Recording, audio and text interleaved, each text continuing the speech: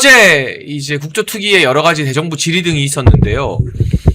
투표율 조작에도 개표 결과에는 영향 없다는 게 선관위의 일관된 입장이었습니다. 이게 저는 어떻게 받아들여지냐면 우리 집에 도둑이 들었어요. 그래서 막 온갖 귀한 뭐 폐물이며 시계며 현금이며 다 없어졌는데 도둑놈 잡았더니 아니다, 나는 숟가락밖에 안 훔쳤다, 그 보석이랑 현금은 내가 훔친 거 아니다라고 잡아떼는 거 보는 기분인데요. 박사님 좀 어떻게 평가하시겠습니까? 선관위의 이런 태도는. 이게 빌미를 줘서 그래요. 선관위가 뭐 입이 열이라도 아무 찍소리 못하고 그냥 고개 들이우고 목 쳐주십시오라고 할 수밖에 없는 그런 상황이었는데. 그랬죠. 그런데 이 국민의힘에서 특히 이번에 국조특위를 진행하면서 이 윤상현이 이 선관위 대변인보다도 더 한 얘기를 지가 먼저 해놓으니까 이 선관위 입장에서 바로 그거 올라타고 우리는 뭐 부정선거는 아닙니다, 뭐 이러고서 빤빤하게 다시 나올 수 있는 빌미를 줘버렸어요. 그러니까 좌파 것들도 함부로 얘기하지 못하고 있었던 상황이거든요. 그 점에서 이 윤상현의 이번 망언은 이건 정말 용서할 수 없는 망언입니다. 조은진 대표님, 저희가 어제도 분석을 좀 해봤는데 결국 고 박사님 말씀처럼 선관위가 저렇게 뻗대는데 근거를 민주당이 주는 게 아니라 국민의힘의 윤상현 특위위원장이 줬잖아요. 왜 그런 거라고 보세요, 도대체? 실질적으로 국정조사위원장이 네. 뭐 아무런 뒷극이 없이 그냥 당당하면은 이건 모든 책임 이재명이다. 왜 노태학이 임기 끝난 노태학이 갖고 연장해가지고 천대엽이 추천했는데 청문회를 안 했잖아요, 민주당이. 예. 그래서 노태학 가지고 그냥 3개월 연장해가 3월 3일 끝난 사람을 가지고 지방선거 치렀잖아요. 그럼 민주당하고 이재명 책임 아닙니까? 그 다음 유철안 놓을 때, 이거 뭐 밥 친구고 고시 동기고 뭐 연손 동기인가? 그런데 민주당의 윤리심판위원장 했던 사람을 넣는다? 이거는 뭐 공정성에 안 맞지 않습니까?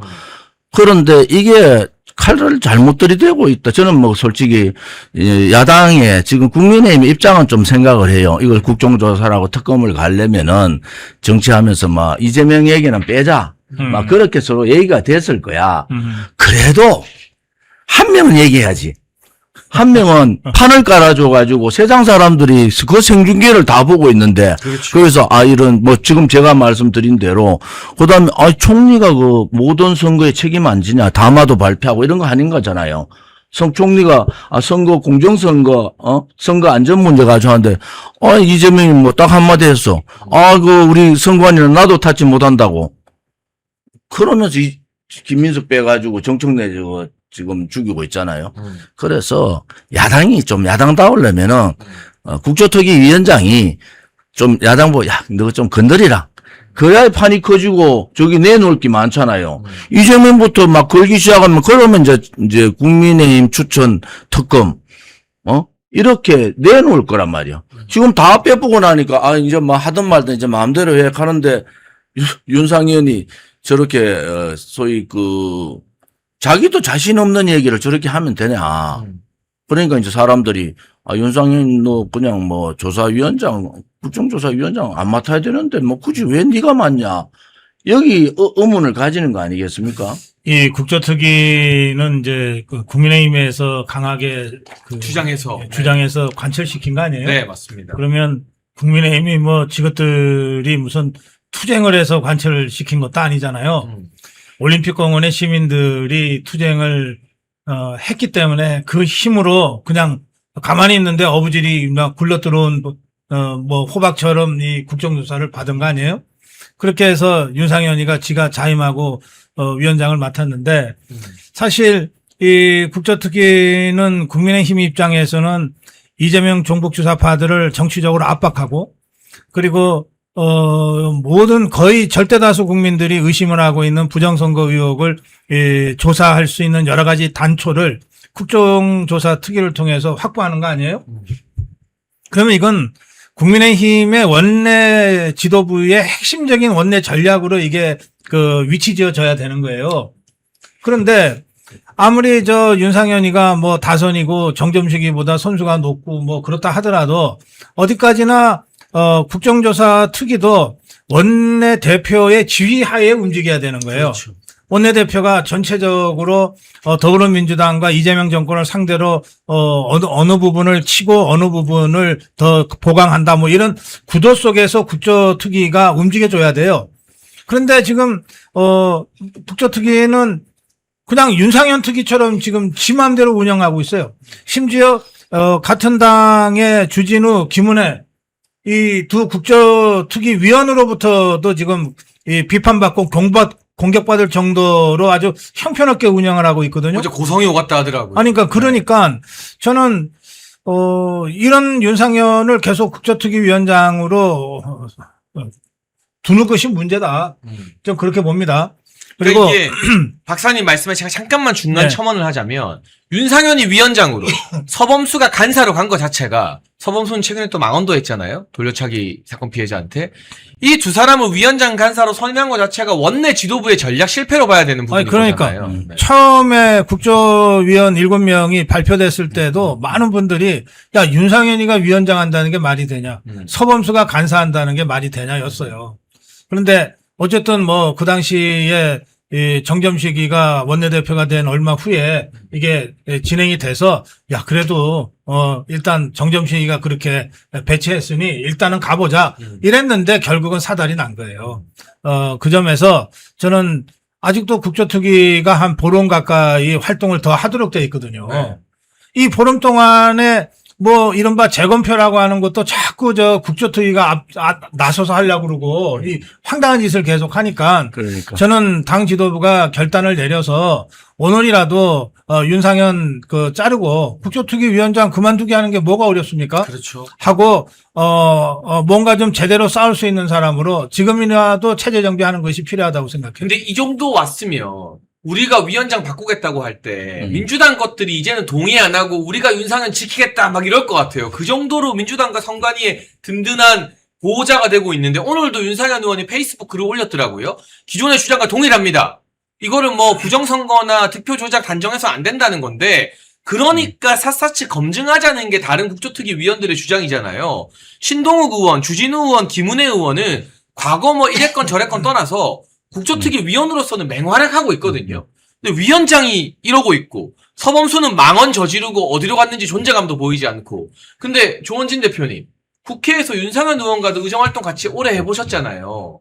이분이 사실 지난 탄핵반대 운동도 열심히 하고 하다가 왜 갑자기 이 부분에서 이렇게 삐딱선을 탔을까? 어떤 정치적 뭐 사법적 리스크 때문인지 뭐 어떻게 보십니까? 이 배경을. 제가 뭐 어디 가서 그 얘기했더니 윤상현 의원이 전화 왔더라고. 아 그래요? 그래서 내가 윤 의원은 제가 굉장히 아끼는 후배잖아요. 네. 근데 그러면 안 된다. 네가 굳이 국조특위 위원장을 맡아야 될 이유가 없지 않냐. 네. 그리고 뭐 사법 리스크는 다 아는, 내가 얘기 안 해도 다 아는 사실 아니냐. 그래서 좀 그 국조특위 위원장으로서의 그 행보에 제한이 안 있느냐.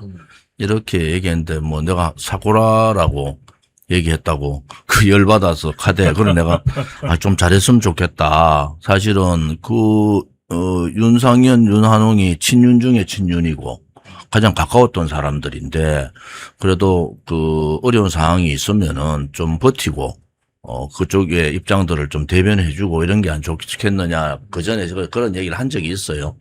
그런데 지금은 국조특위는 연장이 가능하거든요. 네. 저게 이제 아마 제가 볼 때는 한 달 정도 더 연장할 수도 여야 합의하면 될 것 같아요. 그래서 서범수는 지금 망언 때문에 본인이 스스로 뭐 그냥 사퇴하는 게 맞고, 이거 건을 잘못 가면 윤상현의 정치에도 굉장히 치명적일 거다. 그렇죠. 그래서 오히려 저는 뭐 아끼는 입장에서 보면은 윤상현 의원이 이쯤에서 그냥 사퇴하고 그냥 그 다른 사람이 좀 맡아서 하는 게 좋겠다. 뭐 그런 생각을 좀 갖고 있고요. 또 하나는 2023년에 국정원에서 그쪽 선관위 6,500개 그 기계 중에서 301개인가를 틀었어요. 우리는 그냥 알기는 그냥 뭐 비밀번호가 1, 2, 3, 4, 5, 6, 7이다. 이거는 대부분 뭐 웃긴다 이래 됐지만은 사실은 네. 그 안에 그 안에 보면은 이 투표 개표 뭐 이런 내용들이 들어가 있거든요. 선거 국정원에서 할 때. 그러면 그런 의심들이 있었는데 선관위는 다른 이유로 반발을 해요. 그게 아니다라고 얘기하지만 실질적으로 이번에 보니까 서버에 들어갔잖아요. 일단 기록을 들어가서 조작을 했단 말이야. 그러면은 투표율만 했을까? 당연하게 국민들은 이거 득표수도 손을 댄 거 아니냐. 그 의심은 당연한 상식이잖아요. 그러면 그런 부분에서 보면은 이제 국조특위 위원장으로서 이제 신뢰를 좀 잃어버렸다. 그런 부분에서는 윤상현 의원이 좀 이제 좀 뒤로 물러서는 필요가 있지 않느냐. 그렇게 봅니다, 사실은. 본인을 위해서. 그러니까 벌써 얼마 전에 장동혁 대표는 이 투표수 조작은 득표수 조작으로 연결될 수밖에 없다. 득표수 조작을 염두에 두지 않고 왜 투표수를 조작하겠느냐 이런 취지의 발언을 이미 했어요. 그다음에 제가 며칠 전에 윤석열 대통령 면회를 했는데 그 자리에서도 윤석열 대통령이 그 말씀을 하셨어요.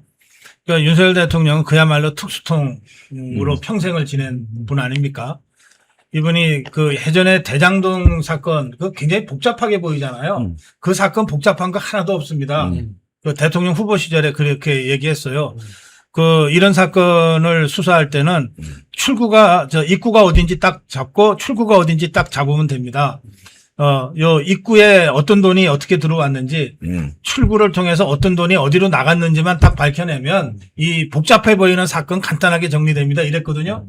똑같이 지난주에 저랑 면회할 때 그러시더라고요.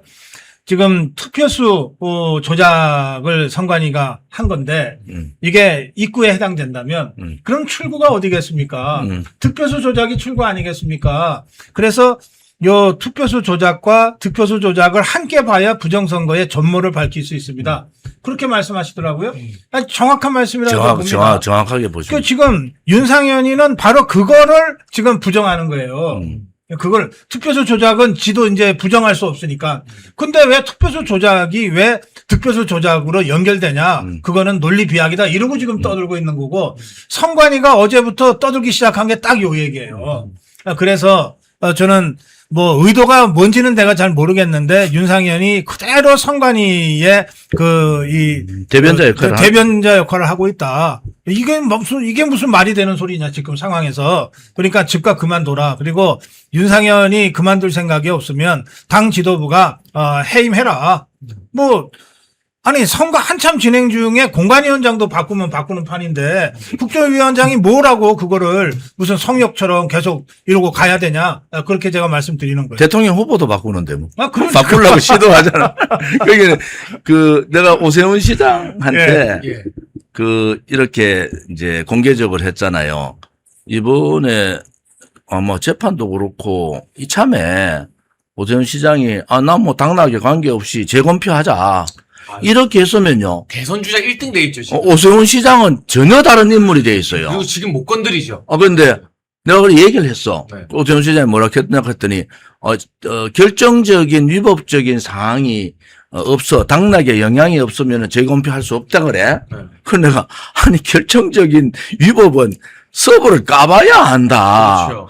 그래서 서울시 전체를 당신이 당선됐지만은 나는 이건 재검표를 요구한다. 이렇게 했으면은 이 사람은 정치적으로는 살아요. 네. 서울시장은 내려올지 뭐더라 정치적으로 사는 길인데, 근데 그때 했으면은 아마 서울시 전체에 재검표를 하면은 투표 용지 문제, 투표수 조정한 거, 조작한 거, 그 다음에 득표에서 왔다가 지금 득표도 한 열흘 지나가지고 수정해가 넣었다는 거 아닙니까? 몇 군데는. 그래, 쌍둥이 사전선거 쌍둥이 득표 이런 게 다 밝혀질 수 있잖아요. 그래서, 기회를 줬는데 못 잡더라고. 이거를 그냥, 이재명 말 그대로 하면은, 투표지가 좀 부족해서 몇 사람이 투표를 못했다는데 그거에 대해서 저렇게 하는 것은 그건 나쁘지 않다 이렇게 얘기하더라고. 그렇게 생각해서 우리는 처음에 투표지가 부족했다. 그런데 보니까 투표를 조작해서 넣었다. 선관위 말 투표 결과가 또 그건 말도 안 되는 소리잖아요. 그러면은 우리가 좀 더 의심을 할 수밖에 없는 거. 그러면 내 표에 득표는 손 안 댔을까? 그게 상식적인 얘기잖아요. 그런 부분에 있어서는 이제 제로 베이스에서 이게 부정이 있다는 전제하에 다 들여다봐야 된다. 저래 되면요. 특검 수사를 하는데 엄청 제약을 받아요. 야당의 국조특위위원장이 그거 아니야 이렇게 해보면은 특검이 뭘 할 수 있겠어요. 그럼 특검이 하면은 그러면 민주당에 이재명한테 잘못 보이려고 더 들어가겠어요. 그래서 굉장히 잘못된 그러한 판단이다. 그렇죠. 이렇게 보죠. 누가 특검을 맡든 이 그러니까. 특검이 선관위 서버까지 포함해서 또 이번 6.3만 아니라 작년 대선 지지난 총선까지를 쭉 이렇게 이제 수사를 해 들어갈 때 최소한 국민의힘에서는 그래도 나를 응원해 주겠지. 여차직하면 국민의힘이 나를 보호해 주겠지. 라는 믿음이 있어야 뭘 제대로 수사를 해볼 엄두를 낼 거 아니에요. 그렇죠. 예? 그런데 지금 윤상현이가 저런 식으로 해버리고 국민의힘 다수의 국회의원들이 그냥 침묵하고 있으면 내가 가서 선관위 서버까지 까면서 부정선거 전모를 밝힌들 예? 결국 나중에 당하는 건 나일 텐데 라고 생각하면 아예 특검 추천을 해도 고사하거나 아니면은 어찌어찌해서 특검이 돼도 대충 하고 말죠. 부실 수사니 무슨 부실 관리 부분만 조금 손대고 노태악이 무슨 그 배우자랑 외유한 거 이런 거 손대고 수의 계약한 거 몇 건 손대고 그리고 많은 거예요. 우리가 다 아는 거. 그러니까 이런 식으로 완전히 방향이 엉뚱하게 갈 수 있는 그 물꼬를 윤상현이가 터준 거예요, 지금. 그러니까 저는 좀 이해가 안 되는 게 제가 어제도 미스테리라서 저도 그 사법 리스크 이야기를 했는데요. 저도 전화 곧 받게 될지 모르겠습니다만 이렇게 해서 정치적으로 얻을 건 하나도 없잖아요.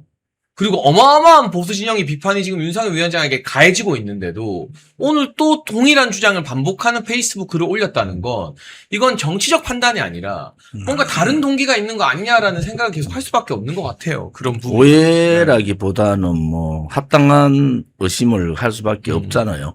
그래서 올공이나 장동혁 대표의 방향성에 대한 불신인 것 같아요. 윤상현이. 그거에 대한 불신이 꽉 차 있다. 그러니까 저런 발언을 하잖아요. 지금 검경수사본부가 특검이 되면은 이 자료를 다 넘겨야 돼요. 국정조사에서 풀지 못했던 부분도 그 특검에다가 이런 부분들을 수사해서 조사해달라고 넘겨줘야 되잖아요. 그래서 이거는 특검이 시작도 하기 전에 벌써 한 팔을 꺾고 들어가는 상황이 되기 때문에 지금부터는 윤상현 위원장이 굳이 더 끌고 가서 자기한테 정치적으로 도움되는 것도 없단 말이에요. 지금은 그냥 내 할 일 끝났다 이런 식으로 정리를 하는 게 좀 좋겠다 이런 생각이에요. 왜 그러는지 모르겠다고 지금 우리 장해찬 최고위원 말씀하셔서 굳이 말씀을 드리면 정치판에서는 잃는 게 있으면 또 따로 얻는 게 있어요. 네. 우선 윤상현이 계속 이렇게 하는 것은 장동혁이 다음 총선 공천권을 행사 못할 거라고 하는 확신이 있는 거예요.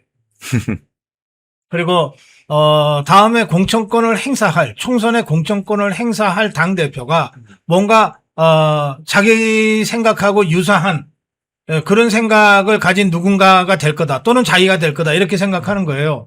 그러니까 총선에서 공천 받는 게 확실하면 뭘 못합니까 국회의원들이? 그러니까 그게 한동훈 똘만이나 오세훈 똘만이들 하는 사고방식하고 똑같은 거죠.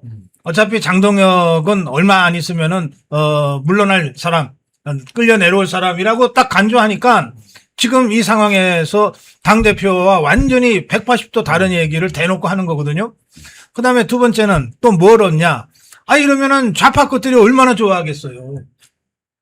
당장 이재명이부터 얼마나 좋아하겠어요. 그렇죠. 예? 안 그래도 이거를 부정선거로 가져가지 않고 어떻게든 그냥 관리부실 정도로 끝내려고 하는데 이건 더 이상 이거는 덮을 수 없으니까 관리부실 정도로 끝내고 노태하기 정도를 꼬리 떼주고 이렇게 하려고 하는데 윤상현이 지금 딱 거기에 부합하게 지금 행동하는 거 아니에요. 이재명이부터 엄청 좋아하겠지. 저 종북주사파들 좋아하겠지. 그리고 오세훈, 한동훈 똘마니들이 얼마나 좋아하겠어요. 근데 한동훈이는 당분간 못 들어오지. 그렇죠. 오세훈이는 이제 뭐 정치 거의 끝나가지. 뭔가 좀 대신으로 세워야 되는데 조경태가 그걸 하겠어요? 누가 하겠어요? 권영진이 하겠어요? 근데 윤상현이가 있네?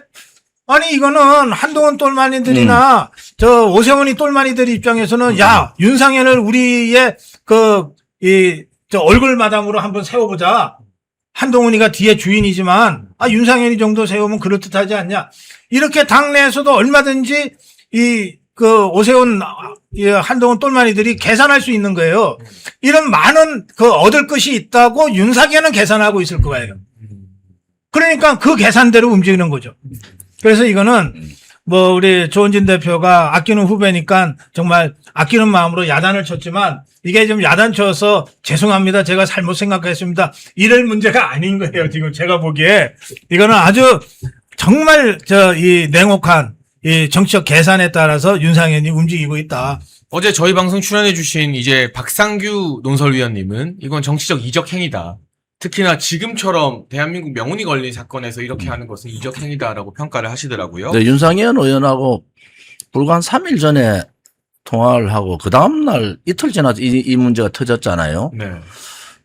제가 국민의힘 중진들이 지금 한 5선이 저랑 같이 이제 국회 활동을 했던 사람들이에요. 네.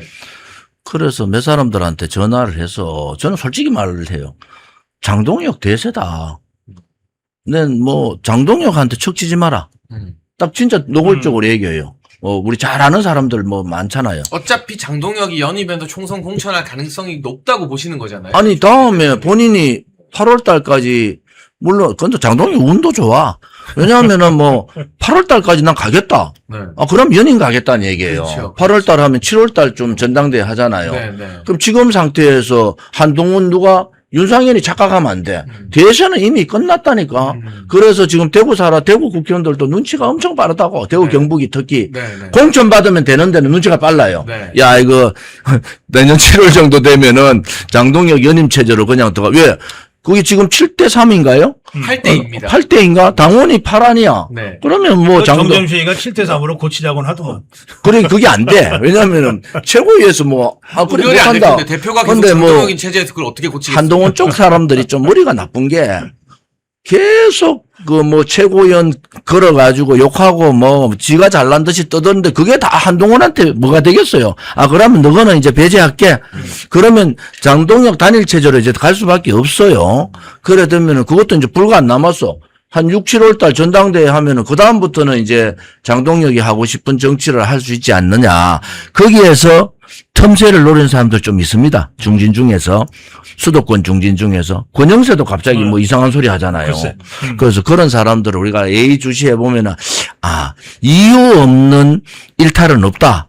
그래서 이유가 있는 거야. 뭐 일탈하면 무슨 이유가 있다고. 네. 그래서 그런 부분들을 우리가 예의 좀 주시하고, 제가 그 사람들한테 중진들한테 전화해서 얘기를 해요. 첫째 장동혁 척지지 마라. 두 번째 대세다. 그 다음에 이재명 지지율이 떨어지면 떨어질수록 한동훈은 멀어지고 장동혁이 떨 수밖에 없는 구도가 온다. 그래서 그런 부분을 보면은 내년 6월, 그러니까 다음 총선 10개월 전 이 정도 되면은 대강 정리가 좀 될 것 같아요. 근데 우리 조은진 대표는 우리 국민의힘의 이런 중진들하고 아무런 무슨 이해관계를 얽혀 있는 게 아니잖아요. 없죠. 정말 이제 예전에 같이 정치하던 그 정이 있어서. 그렇죠. 말해주는 건데. 밖에서 보기에 너무 답답하니까 이제 정말 좋은 마음으로 충고하는 거 아니에요? 근데 저것들이 왜 안 들어요, 도대체? 충고보다는 조언인데 듣더라고. 들어요? 그러게 나경원 의원한테도 내 얘기하고 김태호 의원한테도 얘기했어. 그래서 김태호 조용하잖아요. 왜냐하면은 내가 논리적으로 설명을 다 해줘요. 네. 지금은 어쨌든 나도 정치판을 좀 보려고 하는데 지금 내년 6월대가 변화될 게 있느냐? 지도부가 바뀔 수 있나? 그렇지 않잖아. 그러면은 결국은 이재명 지지율은 더 떨어질 거고 한동훈의 존재는 더 없어지는데 이제 한동훈 개라고 하는 사람들이 일탈이 막 생길 거다. 결국은 대세는 장동혁인데 지금 윤상현 아까 말씀대로 윤상현도 다른 틈새가 있는가 권영세도 틈새가 있는데 들이대봤는데 이게 전혀 안 되고 이 반발이라는 게 엄청나지 않습니까? 네. 그래서 뭐 장두각 하더라고. 장동혁이 뭐 올공을 이용한다. 그래서 내가 아니 니도 가서 좀 이용해봐라. 그러니까요. 니도 좀 가서 이용 좀 해봐라 그래서. 이 문제 한 번만 더 짚어보고 국민의힘 이야기 본격적으로 한번 가볼게요. 송파 선관위는 우편 투표수를 무려 76배 뻥튀기 했다고 합니다. 그리고 선관위 전산 시스템에 접근할 수 있는 사람들 60%가 임시직 알바였다고 하는데 우리가 그동안 선관위에 대해서 몰라도 너무 몰랐다 싶은 충격적인 것들이 많이 나오고 있어요, 박사님. 이거 차제 어떻게 해결해야 됩니까? 지금 선관위가 정말 뭐 헌법위에 군림하는 무소불위의 권력체로 돼 있는데 실제로 선관위 직원은 3,000명밖에 안 돼요. 그런데 전국에 투표소만 15,000개 가까이 되잖아요. 그러니까 선관위가 실제로 몸으로 한 일은 거의 없어요. 전부 다 지방자치단체 공무원들한테 맡기고, 그리고 지금 말씀하신 대로 60% 이상은 6개월 단기 알바, 3개월 단기 알바, 며칠 단기 알바 모집해서 그냥 한 거예요. 그런데 더욱이나 이 황당한 것은 이 서버에 그 입력하는 이런 권한을, 서버 접근 권한을 이 단기 알바들한테 대거 많이 줬다는 거 아니에요. 그래서 이거는 그 무슨 보안이라든지 또는 이 감사원 감사까지도 헌법기관이니까는 거부했더니 선관위의 그 심장에 해당되는 서버에 대해서 얼마나 이게 정말 황당하게 관리해 왔는지. 그러니까 1, 2, 3, 4, 5가 나오는 거예요. 이제 그런 것을 아주 여실히 보여주는 것이다. 그렇게 말씀드리고. 그래서 사실 이 정도 선관위라면 없애도 전혀 문제 없다. 아니, 선관위가 하는 일이 거짓말하고 조작하고 그리고 직원들끼리 서로 봐주고 수의계약해주고 그리고 친인척들 불법으로 취직시키고 이런 거 말고 선관위가 한 게 뭐 있냐고요. 이번에 제가 제일 웃기게 생각하는 건 이거예요. 지금 수사를 받고 있어서 선관위 직원들이 제대로 업무를 못한대. 그래서 2028년 총선 준비를 잘 못하니까 좀 수사 좀 살살 해달래. 지들이 하는 게 뭐가 있다고. 아니 글쎄요. 하는 게 뭐 때만 되면 있다고. 휴가 가고 다 공무원들한테 맡기고 책임도 안 지는 것. 그러니까. 그리고 선거 있는 해 유난히 이것들이 해외 파견 근무가 많어. 어이가 없어. 그래서 지금 알바 임시직들이 이제 서버에 어디까지 들어갔느냐. 이거는 이제 중앙 서버를 까보면은 중앙선관위 서버를 까보면은 임시직들이 어디까지 들어와서 숫자를 건드렸는지 안 건드렸는지 이게 다 나올 거 아닙니까? 그게 이제 특검이 해야 될 일이다. 그렇죠. 이제는 국민들이 이런 식으로 만약에 선관위 해체하지 않고 사전선거 없애지 않고 다음 총선 치르면은 선거에 대한 불복 운동이 일어나잖아요. 이거는 민주주의에 엄청난 영향을 주는 거 아니겠습니까? 그거는 선거에 대한 불복 운동은 퇴진 운동까지 같이 들어가는 거예요. 그럼요. 그런 부분에 있어서는 이재명도 또 민주당도 이거 뭐 선관위 해체해가지고 윤호주의 행자부 밑에다가 넣어가지고 자기들이 관리하는 그런 생각하지 마라. 큰일 난다. 이게 간단한 문제가 아니에요. 그 특검이 지금 조심스러운 것도 특검이 저거를 칼을 어디까지 댈까? 지금은 중앙 서버를 까지 않으면 특검의 역할은 없다고 보거든요. 그러니까 중앙 서버 까보면은 아까 말씀하신 대로 임시직 60%가 거기에 기획을 해서 전산에 들어갔다. 혹은 문제는 득표수를 어떤 식으로 조정을 했는 흔적이 있는지, 혹은 우리나라가 아닌 다른 쪽에서 해킹이 돌아와서 손을 댄 게 있는지, 이런 부분들이 다 연관되어 있지 않습니까? 그런 부분들을 특검이, 특검도 이제 사활을 걸고 해야 된다. 왜냐하면 이제 검찰이 없어지니까 앞으로는 이제 특검 체제가 많이 될 것 같아요. 무슨 특검, 검경, 특검, 요즘 카드 경찰, 공수처, 또 기소청, 이렇게 3개 합동본부, 이런 게 구성된대요. 그래서 이번에는 한번, 선관위를 해체한다는 전제하에, 새롭게 완전히 고치면은 되겠다. 그리고, 이게 우리가, 처음에는, 투표지가 부족했다. 투표율을 손댔다. 득표수도 한 보름 있다가 수정했다. 이런 단계로 가잖아요. 그럼 결국은 마지막에는 서버를 누가 손을 대서 득표수에 손을 댔는가.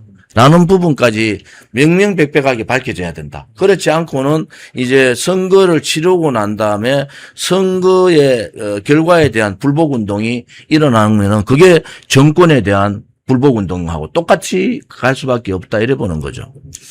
네, 지금 선관위와 관련해서도 굉장히 중요한 이야기들 많이 나오는데요.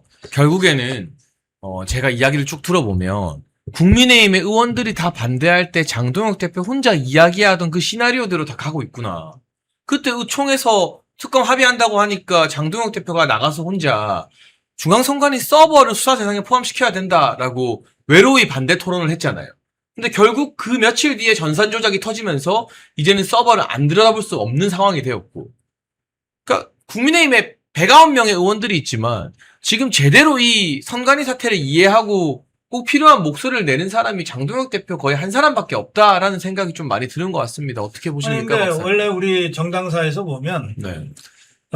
그런 핵심적인 사안을 정확하게 그 맥을 잡고 방향을 제시하고 이런 정치인은 그저 한두 명이에요. 그렇죠. 그러니까 정치 지도자라 그러는 거예요.